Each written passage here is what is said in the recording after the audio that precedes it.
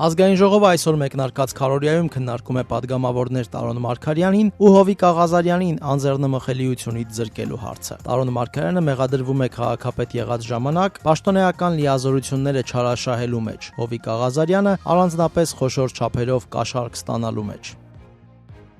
Արտգործնախարարությունում մեկնարկել է Հայաստանի արտաքին քաղաքական գերատեսչության ղեկավար Արարատ Միրզոյանի եւ Իրանի արտգործնախարար Աբբաս Արաղչիի առանձնազրույցը, որից հետո արտգործնախարարները հանդես կգան համատեղ մամուլի ասուլիսով։ Ըստ իրանական կողմի Արաղչին Երևանում է քննարկելու երկկողմ եւ տարածաշրջանային հարցեր։ Նշվում է, որ Իրանի արտգործնախարարը կհանդիպի նաեւ վարչապետ Նիկոլ Փաշինյանի հետ։